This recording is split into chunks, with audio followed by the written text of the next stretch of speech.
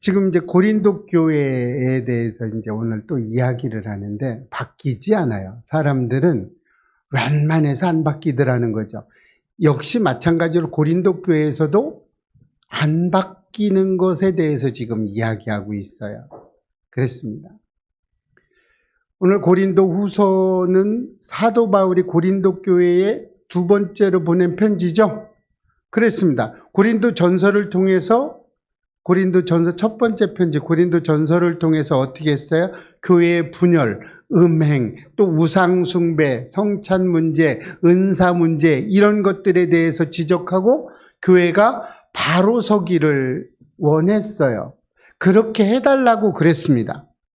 그랬는데 이후에 고린도 교회는 조금 회개하고 바뀌는 듯 부분적으로 조금은 됐지만 안 바뀌었어요. 여전히 사도 바울을 사도권에 대해서 문제를 삼기 시작을 했어요. 왜요? 거짓말이라는 거죠. 여러분 가장 먼저 하기 싫으면 뭐를 얘기하는 줄 아세요? 틀렸다 너. 이걸 얘기하는 거예요. 그 얘기는 뒤에서 뭐가 있어요? 나는 그거 하기 싫어. 기도하세요. 그러면 아이 맨날 기도만 해. 어떻게 기도만 하고 살아. 그 얘기 뒤편에는 뭐가 숨어 있어요? 기도 안 하고 싶어. 그게 뒤에 있는 거예요. 저는 이게 탁탁 보이는데 그래서 제가 늘 이렇게 보면 앞에 말 때문에 그런 게 아니고 그 말을 하게 된 그 심정의 중심을 보고 얘기를 하거든요. 그러면 왜 그렇게 말하세요? 이렇게 또 말하는 사람도 있어요. 지금 고린도 교회가 이렇게 됐어요. 그래서 뭐라고 그래요? 지금 사도 바울이 계속 지적하고 있죠. 야, 우상 숭배하면 안 돼. 야, 니들 은사를 남용해서도 안 돼. 하면은 안 되는 거야. 이러니까 뭐래요? 너 사도 아니잖아. 너 지금 거짓말하고 있는 거야. 너 사도도 아닌 놈 왜 자꾸 그렇게 하지 말라고 얘기하는 건데 이렇게 얘기하는 거예요. 왜 이렇게 해요? 불신하고 있는 거죠. 그 뒤에는 뭐가 있어요? 하기 싫다는 얘기를 하고 있는 거예요. 이렇게 하면서 어떻게 해요? 삶의 회복이 더뎌지고 있어요. 안 바뀌는 거죠. 지금 시대하고 비슷하죠. 안 바뀝니다. 여러분 설교를 잘 못해. 저 목사님은 설교가 영시원찮아. 이렇게 말은 잘해요. 판단은 잘해. 그런데 고치려고는 하지 않습니다. 왜? 맛있는 꼴을 먹으라고 우리 예배교회 성도님들 전부 다 저를 위해서 기도해 주시더라고요. 보니까 너무 감사하죠. 맛있는 꿀을 먹여달라고. 근데 꿀을 줬는데 안 먹어. 그럼 어떻게 돼요? 그건 설교고 이게 왜 이러냐면요. 영지주의가 지금 이 시대에 파고 들어와서 그래요. 뭐예요? 그건 설교고 강단에서는 그렇게 말해야 되지. 근데 생활에서는 그게 안 돼. 이렇게 이야기하는 거예요. 신종 영지주의가 우리 생활 깊숙이 들어와 있어요. 그러면서 뭐라 그래요? 아, 목사님 내 입장 안 돼봐서 그래요. 이렇게 얘기를 해요. 아니요, 저는 그 입장 많이 돼봐서 알아요. 제가요, 나이는 얼마 안 먹었어도 해볼 거 안 해볼 걸 다 해봤어요. 굉장히 많은 일들을 겪어봤던 사람이에요. 그래서 웬만한 건 다 알아요. 저 돈이 없어서 밥을 못 사 먹어본 적도 있어요. 뭐, 딴 사람들 막 다 뭐, 부하게만 자랐다고 얘기하는데, 안 그렇지 않아요. 저 굉장히 힘들게 산 시대도 있어요. 그러나, 우리는 어떻게 해야 돼요? 하나님을 붙잡아야 된다는 거예요. 이렇게 고린도 후서는 이제 사도 바울이 뭐를 또 얘기하고 있어요? 사도권에 대해서 이야기하고 있는 거예요. 방어를 하고 있는 거예요. 왜요? 자꾸 사도권에 대해서 붙잡고 늘어지니까. 그래서 사도권에 대해서 아직 방어를 하는 거예요. 그래서 뭐라고 그래요? 진정한 회개와 거룩한 삶의 중요성을 계속 강조하고 있어요. 고린도 후서는 계속 거룩한 삶을 이야기하고 있습니다.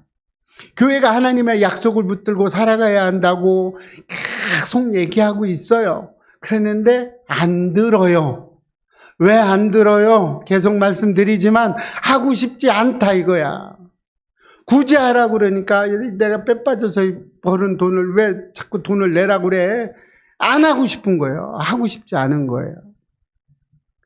특히 고린도 후서 6장 마지막 절에서 보면 지금 6장 후반절 이쪽으로 보면 구약을 인용을 해요. 구약의 말씀을 이용해서 하나님이 우리를 자녀 삼으셨다. 그리고 우리가 하나님의 백성이 되었다고 지금 계속 상기시켜주고 있어요.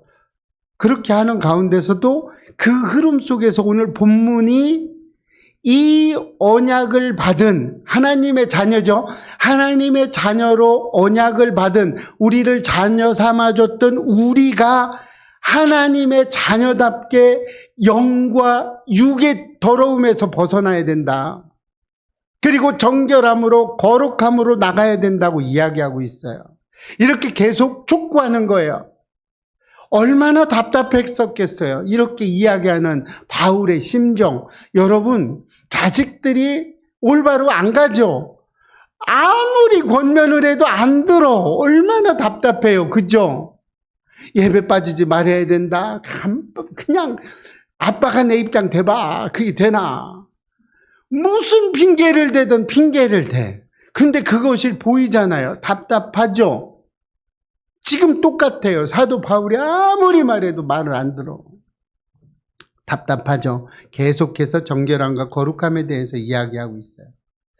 이런 면에서 오늘 본문은 한 절인데 굉장히 중요한 겁니다. 기독교인들의 성공적인 삶을 살기 위해서 세 가지의 약속을 하나님이 해주세요. 이 약속이 담겨 있는 거예요. 그 약속이 정체성, 정결함, 거룩함이라는 거예요. 오늘 이 세 가지를 함께 묵상하고 우리의 삶에 성공적으로 이끄시는 하나님의 기준을 붙잡으시기를 축복합니다. 이 세 가지만 붙잡고 적용해도 우리가 이 땅 가운데 승리하는 삶을 살아갈 수 있어요. 밟히는 삶이 아니라 그리스도인으로서 살아가는 삶을 살아갈 수 있다는 겁니다.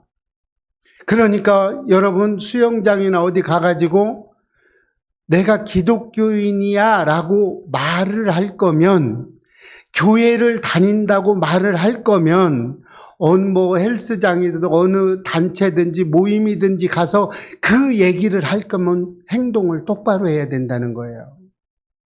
나 교회 다녀. 근데 어제 한잔해서 피곤해서 못 하겠어. 이런 소리 좀 안 했으면 좋겠어요. 교회 다닌다 소리를 하지 말든가, 한잔했다 소리를 하지 말든가, 그 이상한 소리들을 해요. 둘 중에 하나는 안 했으면 좋겠어요. 그래서 그러죠. 직장 생활 30년을 했는데 교회 다니는 걸 처음 알았다고. 그게 어떻게 되는 겁니까, 이게? 그래서 오늘은 이 세 가지를 꼭 붙잡으셔서 여러분의 삶이 이 세상에서 성공적인 삶을 살아가시기를 축복합니다. 하나님 우리를 자녀 삼아 주셨다는 거예요. 이건 뭐예요? 우리의 정체성에 대해서 얘기하고 있는 거예요. 오늘 본문 한번 6장 18절 한번 읽어볼까요? 시작. 너희에게 아버지가 되고 너희는 내게 자녀가 되리라. 하나님은 6장 끝부분에서 이렇게 말씀하시면서 오늘 본문에서 이 약속을 받은 성도들은 어떻게 살아가야 되느냐, 어떤 삶을 살아가야 되느냐, 성공적인 삶을 살아가기 위해서 어떻게 해야 되느냐. 그래서 제가 시리즈로 지금 준비를 하고 있어요. 지금 3번에 걸쳐서 성공적인 삶을 위한 우리의 선택이라는 것을 가지고 3가지로 3주차, 이번 주, 다음 주, 그 다음 주 7월 첫째 주까지 이렇게 하려고 그래요. 3번에 걸쳐서. 어떤 걸로요?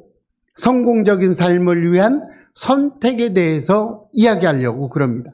그 첫 번째가 오늘 성공적인 삶을 위한 3가지의 약속이에요. 하나님이 이런 약속을 주셨어요. 그래서 하나님은 우리를 자녀로 삼아 주셔서 우리를 어떻게 해요? 이 세상에서 승리하는 삶을 살기를 원하고 있어요. 하나님의 자녀라는 것 자체가 승리의 삶의 원천이 되는 겁니다. 여러분, 하나님의 자녀가 되지 않으면 이 세상을 이기며 살아갈 힘은 없어요. 잘 안 됩니다. 그래서 세상은 뭐라고 그래요? 세상에서 승리하는 삶, 성공하는 삶은 세상은 어떻게 얘기해요? 뭐라고? 지위나 재산이나 학벌이나 무슨 뭐 인기 이런 외적인 것을 이야기하고 있어요. 그러나 하나님의 기준은 다릅니다. 읽어볼까요? 오늘 로마서 8장입니다. 시작. 자녀이면 또한 상속자 곧 하나님의 상속자요 그리스도와 함께한 상속자니. 하나님 우리를 자신의 자녀로 삼으셨고 하나님의 유업을 함께 받을 사람으로 세우셨다는 거예요. 하나님의 그 유업, 하나님이 가지고 있는 모든 유업, 기업 이런 것들을 우리가 상속받을 수 있는 권한을 줬다는 거예요. 그래서 내가 누구인지 나의 정체성을 아는 건 굉장히 중요한 겁니다. 여러분이 하나님의 자녀라는 정체성을 갖고 있는 것, 이것은 그 무엇과도 뺏길 수 없는 거예요. 여러분이 왜 타락을 합니까? 타락하는 이유가 뭐예요? 정체성에 무너졌기 때문에 그래요. 왜요? 내가 하나님의 자녀라는 것을 잠깐 망각하는 거예요. 그러니까 그 망각하는 순간에 세상으로 빠져나가는 겁니다. 이렇게 되는 거예요. 자녀는 아버지를 닮는 거예요. 아버지의 보호와 공급 아래에 사는 겁니다. 하나님의 자녀는 세상 속에서 방황하지 않습니다. 그렇죠? 없다고 불평불만도 하지 않아요. 하나님의 자녀라는 정체성만 분명히 가진 사람은 흔들림 없는 이 세상에서 흔들림 없는 삶을 살아갈 수 있습니다. 그리고 하나님의 뜻을 살아갈 수 있어요. 여러분, 반드시 우리가 기억해야 될 것들이 있어요. 이 정체성을 잊지 않으시기를 축복합니다. 요나단의 아들 무비보셋은 절름발이로 로두발이라는 곳에 살고 있었어요. 로두발이라는 것은 없음의 땅이라는 거예요. 여러분, 구약에서는 사람 이름이 그 사람의 정체성을 나타내는 경우가 너무 많아요. 그죠? 무비보셋은 스스로 죽은 개 같은 자라는 표현을 했어요. 자존감이 이 정도로 낮았어요. 그런데 다윗이 요나단과의 언약을 기억해내므로 무비보셋을 왕궁으로 불러서 식탁에 앉혀서 같이 밥을 먹습니다. 이렇게 무비보셋의 정체성을 다윗의 언약으로 말미암아 다시 회복하게 됩니다. 우리도 하나님의 언약으로 된 자녀이라는 정체성을 회복해야 되겠죠? 이것이 바로 성공의 시작입니다.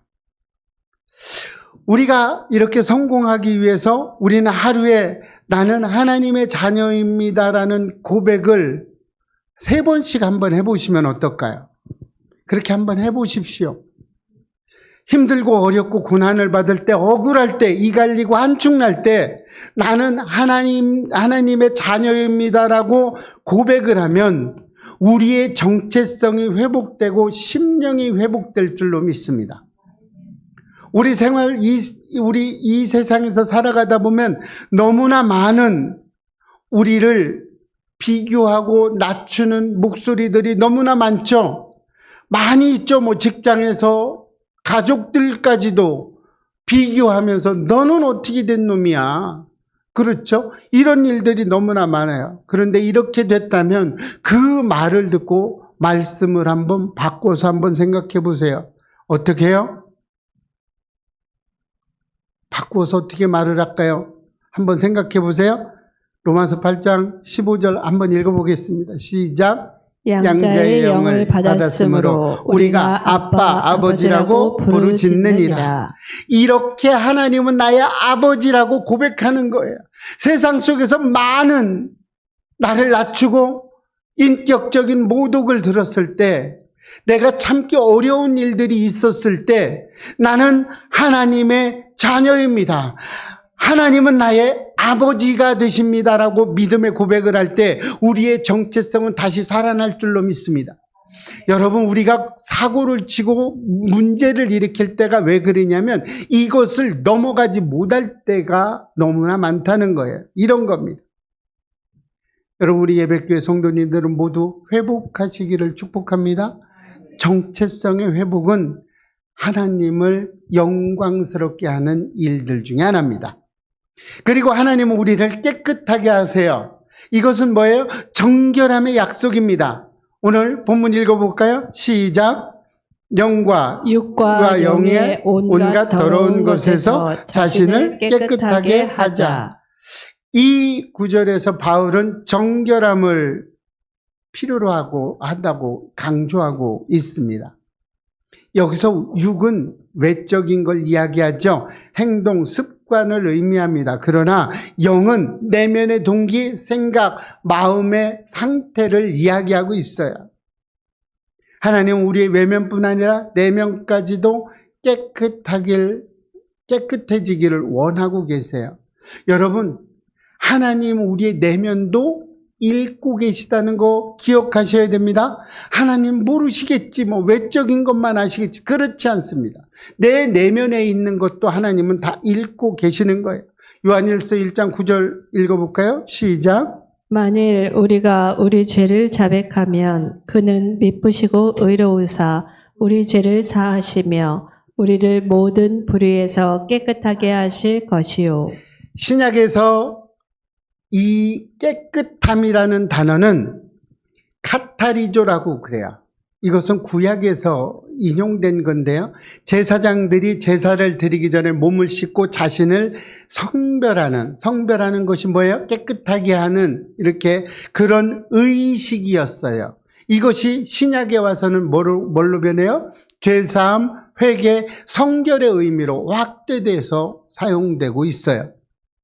정결은 하나님과의 깊은 교제를 가능하게 합니다. 여러분, 하나님과 깊은 교제가 없으면 여러분, 우리는 언제나 넘어질 수밖에 없게 되는 거 기억하시죠? 교제가 있어야 돼요. 정결한 삶은 하나님께 가까이 가게 되는 것이고 죄에 물들지 않는 방어막이 돼요. 여러분이 정결해지시기를 축복합니다. 역대하 29장을 보면 히스기야 왕은 성전 정결운동을 앞장을 섰어요. 히스기야 왕이 되자마자 제사장들을 소집합니다. 그리고 청소를 시작해요. 물청소를 한 게 아니라 히스기야는 성전 문을 열고 우상을 다 버렸어요. 우상을 제거하고 제사와 찬송을 회복하게 됩니다. 이 정결운동은 유다의 영적 회복을 이끌어내는 큰 일들을 해냈어요. 히스기야 개혁은 곧 하나님의 복을 부르는 시작점이 되었습니다. 사랑하는 예배교회 성도 여러분, 하나님 앞에서 우리의 마음을 조용히 들여다보는 시간이 얼마나 귀한 시간인지 모릅니다. 바쁜 일상생활 속에서 잠시 멈추고 내 영혼을 살피고 정결하게 하는 시간을 갖는 것은 우리의 믿음을 더욱 깊이 견고하게 만드는 일입니다.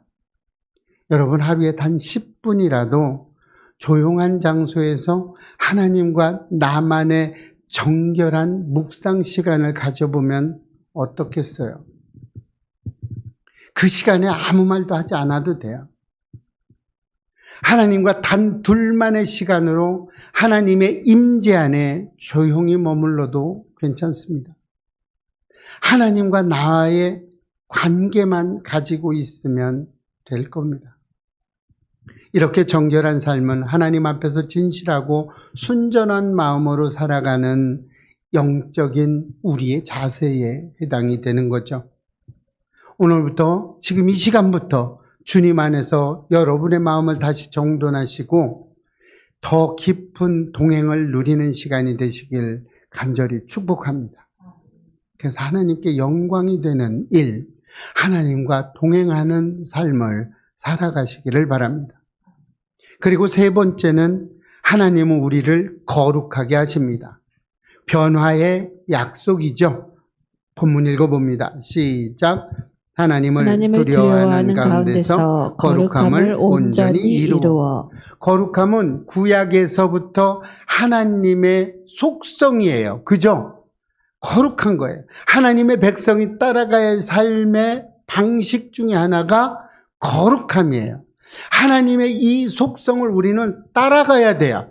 따라갔을 때 이 세상에서 승리하는 삶을 살아갈 수 있다는 겁니다. 베드로전서 1장 6절 한번 읽어볼까요? 시작. 내가 거룩하니 너희도 거룩할지어다 하셨느니라. 바울은 도덕적인 삶이 아닌 하나님 앞에서 경외함으로 살아가야 한다는 것을 지금 강조하고 있어요. 하나님을 두려워한다는 말은 뭐 공포나 무서움 이런 게 아니라요, 경외심을 얘기하고 있는 거예요. 하나님을 두려워해야 돼 이렇게 얘기했더니 왜 하나님을 두려워해야 돼? 이렇게 이야기하는 사람들은 두려움에 대한 정의를 몰라서 그렇습니다. 경외해야 된다는 이야기가 되겠죠. 거룩함은 한순간에 이루어지는 것이 아니에요. 온전히 이루는 삶의 방향이자 과정인 거예요. 거룩함은 한 번에 되지 않습니다. 열왕기하 22장의 요시야 왕은 회개하고 언약을 갱신합니다. 요시야는 어린 나이에 왕이 되지만 율법책을 발견하자 말씀 앞에서 옷을 찢습니다. 그리고 회개를 해요. 구약시대에 옷을 찢는 것은 무슨 행동이라고요? 강한 의사표현. 그리고 어떤 거예요? 내가 강하게 그것을 받아들입니다. 인정합니다. 라는 뜻이 되겠죠. 그래서 요시야는 우상을 제거하고 백성과 함께 하나님의 언약을 갱신합니다. 요아스는 하나님을 두려워함으로 거룩한 개혁을 이끌어냅니다. 이런 요시야 왕의 경외함이 나라 전체를 변화시켰죠? 여러분, 한 사람의 변화가 모든 것을 변화시키는 게 많아요. 가장이 변함으로 그 가정이 변하게 됩니다. 그렇죠? 다 그런 거예요. 내가 변함으로 내 주위가 변하시기를 축복합니다. 하나님과 동행하는 삶은 거창한 결단보다 매일 작은 순종에서부터 시작이 되는 거예요. 우리 예배교회 성도님들이 일상생활 속에서 하나님의 말씀을 깊이 새기고 그 말씀대로 살아가는 훈련을 해보시기를 축복합니다. 하루에 한 절씩 말씀을 묵상하고 또 그 말씀을 오늘 내 삶에 어떻게 적용할 것인지 생각해 보시기를 바랍니다. 말씀을 읽는 것이 중요한 것이 아니에요. 그 말씀이 내 삶에 스며들 때 그 말씀의 능력이 나타나는 거예요.